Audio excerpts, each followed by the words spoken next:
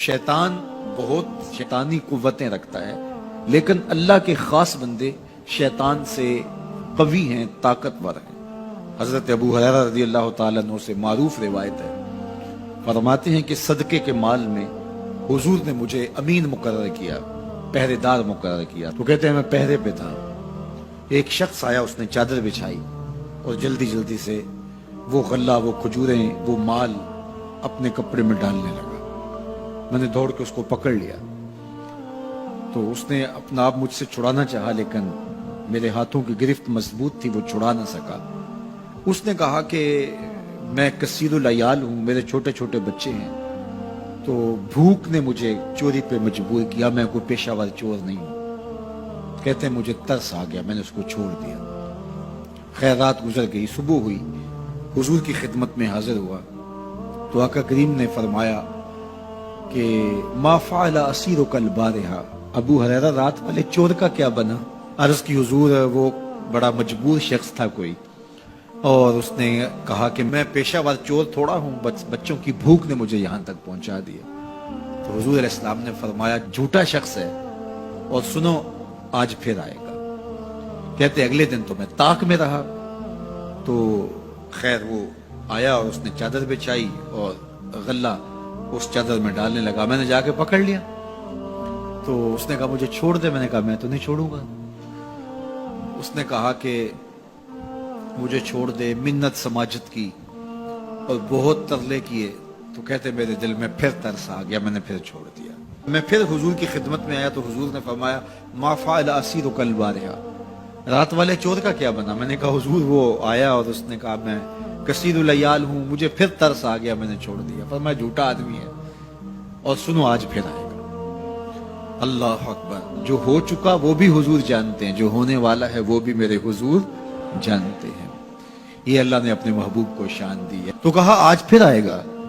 کہتے ہیں میں طاق میں تھا کہ وہ آیا، اس نے چادر بچھائی اور غلہ ڈالنا شروع کر دیا۔ تو کہتے ہیں کہ میں پھر پکڑ لیا۔ میں نے کہا آج تو نہیں چھوڑوں گا، آج تو جو حضور کے پاس لے کے جاؤں گا۔ تو جب اس نے ترلے کیے، منتیں کی، میں نے کہا نہیں نہیں آج تو کوئی بات نہیں چلے گی۔ ایک دن ہو گیا، 2 دن ہو گیا، اب تیسرا دن ہے۔ اس نے کہا ابو ہریرہ میں تمہیں ایک بات بتاتا ہوں، اگر تمہیں اچھی لگے تو مجھے چھوڑ دو گے؟ کہا بتاؤ۔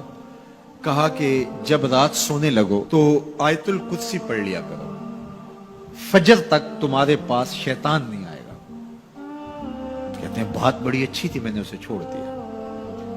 حضور کی خدمت میں پہنچا تو پھر فرمایا وہ رات والے چور کا کیا بنا؟ میں نے کہا حضور اس نے مجھے یہ وظیفہ بتایا۔ حضور نے فرمایا بندہ تو جھوٹا ہی تھا، لیکن بات سچی بتا گیا۔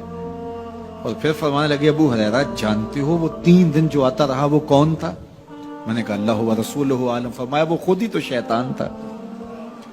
3 دن جو آتا رہا وہ خود ہی تو شیطان تھا۔ اب شیطان بڑا تگڑا ہے، لیکن ابو ہریرہ پکڑے تو چھڑا نہیں سکتا۔ یار ابو ہریرہ پکڑے تو شیطان چھڑا نہ سکے، اگر حضرت عمر پکڑ لیں تو یہاں تو آ گیا نا، حضرت عمر کے سامنے تو آنے کی ہمت بھی نہیں کرتا۔ ان الشیطان یفر من ظل عمر، شیطان میرے عمر کے سائے کو دیکھ کے بھی بھاگ جاتا ہے۔ تو شیطان بڑا طاقتور ہے، بڑا قوی صحیح، لیکن اللہ کے مخلص بندوں کے مقابلے میں وہ بہت کمزور ہے۔ اس لیے اس راستے پہ اگر چلنا ہو تو کسی طاقتور کے ساتھ چلیں، تاکہ یہ کمزور سمجھ کے حملہ آور نہ ہو جائے۔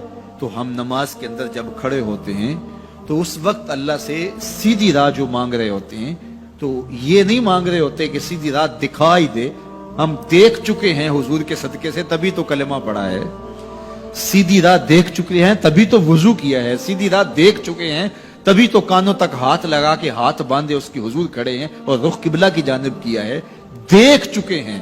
لیکن آج نماز کے اندر ہم یہ کہہ رہے ہیں اہدنا الصراط المستقیم، مالک راہ دیکھ تو چکے ہیں لیکن پہنچنا بڑا مشکل ہے، راستے میں شیطان بھی کھڑا ہے، نفس بھی کھڑا ہے، کہیں راستہ خراب نہ ہو جائے، ساری زندگی کی کمائی کہیں لٹ نہ جائے۔ اس لیے اللہ سے مانگا کہ مالک ہم کمزور ہیں، ہمیں کوئی مان نہیں ہے کہ ہم نے راستہ دیکھ لیا تو منزل پہ پہنچ جائیں گے، قدم قدم پہ شیطان ہے، نفس موجود ہے، مالک تو دستے کرم بڑھا اور ہمیں منزل تک پہنچا دے۔ اور جب وہ کرم کرے گا تو پھر پہنچتے ہوئے دیر نہیں لگے گی۔